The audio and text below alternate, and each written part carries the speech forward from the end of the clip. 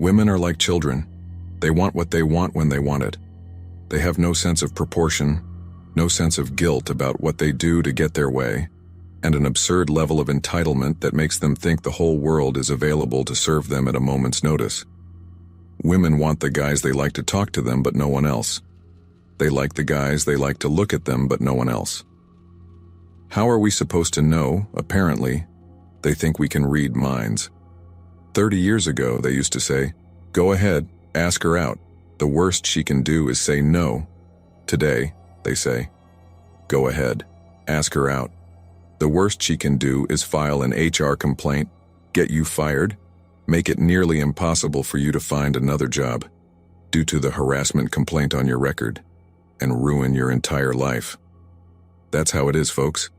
When I got fed up with all this BS and started avoiding women, I realized that besides my family, I don't need them in my life and prefer them not to be around.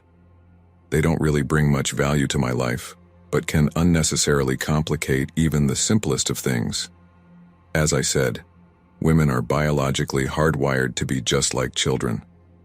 It's why they're so naturally in tune with children, able to get down and stay down on their level indefinitely. As men, we are capable of doing so with conscious effort, but only for short spurts before we burn out trying to stay in character. Women being just like children is actually one of their most powerful and important traits and gifts to humanity, as the greatest, most dedicated mothers are the ones who tap into it and embrace it, fulfilling their natural vital role as childbearers and nurturers. Women being just like children is only a major issue and societal detriment when they choose to reject their natural role and place caring for the children, husband, and home. Now, though, their nature of behaving like children is nothing but an added burden on the men of society who are actually running shit and making sure things get done. Now, just with the added minefield of weak, entitled, selfish women to constantly dodge. Public perception has also colored this issue.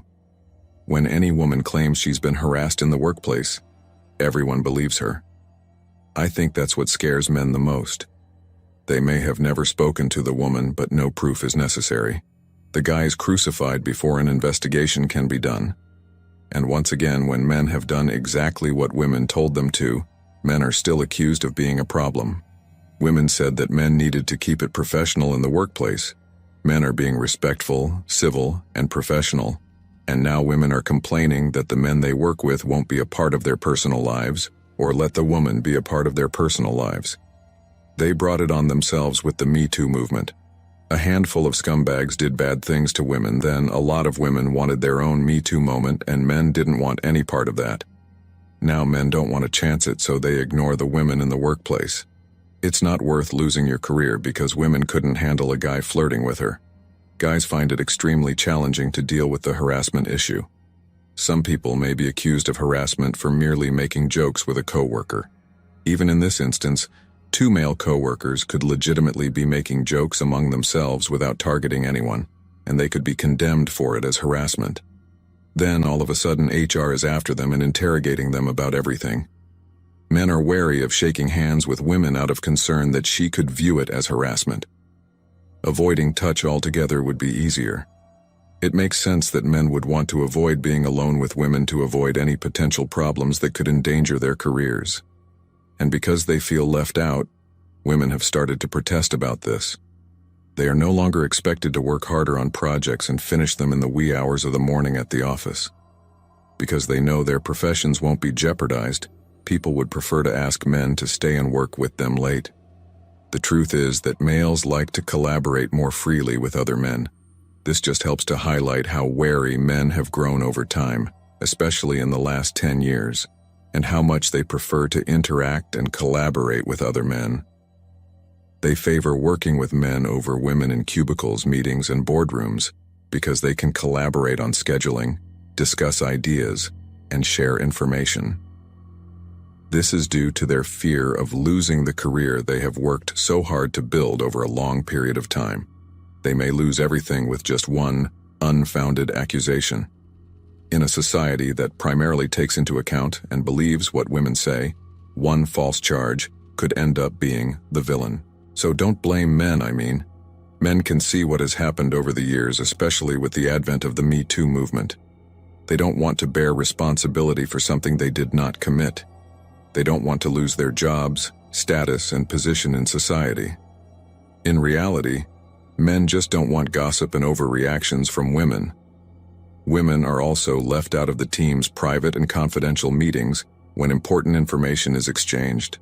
For instance, if I had to share anything with a coworker in a cramped conference room alone, and I had to go with someone, I'd prefer to pick a man, since I understand that inviting a woman into a confined space might seem odd to others. The adverse effects of Me Too are still being felt in the corporate sector, not just in America, but also in Europe, England, and other parts of the world. As long as they continue to overreact to the movement and make the sort of unfounded accusations that we regularly see in the media, males will continue to shun working alongside women. The majority of companies no longer hire women. It could come as a shock to find that more businesses are rejecting to hire women to fill open positions, even though no company will publicly confirm this. I'm not saying that the tech companies I mentioned are engaging in this. However, many companies are clandestinely striving to hire men rather than women. A recent study found that men are becoming noticeably less willing to approach their female peers in the workplace.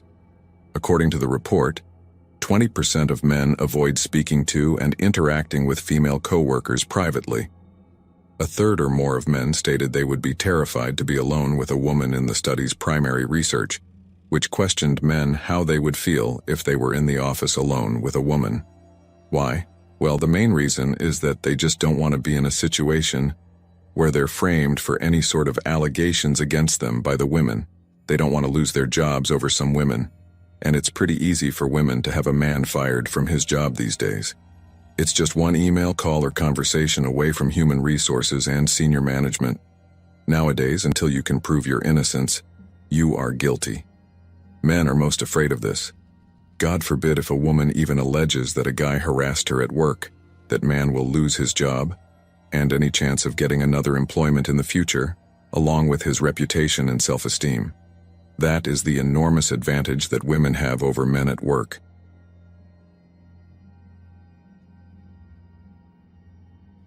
Therefore, it should come as no surprise that 21% of men said they would be reluctant to hire a woman for a job that needs an intimate connection, like traveling for business. 19% of the males responded that they would be reluctant to hire a woman who was deemed attractive by social norms. This was the result of a survey taken of employees working in various businesses. The survey also noted that similar surveys taken in the past did not garner similar results. In the previous surveys, men were more comfortable interacting with women in office settings. Previously, 15% of men compared to 21% in the later surveys indicated they would be less likely to recruit women for positions that demand close interpersonal interactions.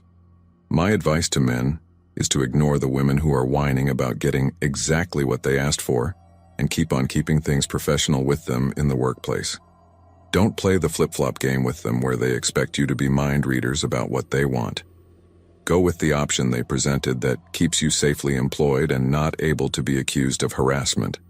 Keep it professional and never mix professional with personal when dealing with a woman. That's the simple equation men need to follow today. Be polite, cordial, and professional. Do not initiate conversation. No joking. No gossip talk. Focus strictly on the work. Do not mentor. Do not have meetings alone. Decline all office parties and events if possible. Document all conversations. Save all emails. Have witnesses at all the time. Most HR offices are filled with women, and who do you think they are going to believe? Most often, a woman's feelings and perceptions are accepted as fact. But I guess even with all of this, in some sense, there are positives to this as well. It encourages women to seek out more appropriate forums for finding a mate than work, hobbies, etc. Many people limit their choice of partner to low-hanging fruit, such as the people they meet during their daily life, without going the extra mile to broaden their search in order to find the most compatible partner. Thanks for watching The Circle of Kings. As always, we're looking forward to your support, so please hit the like button, share this video with your friends, and subscribe to the channel to stay updated with everything all kings like yourself need to know.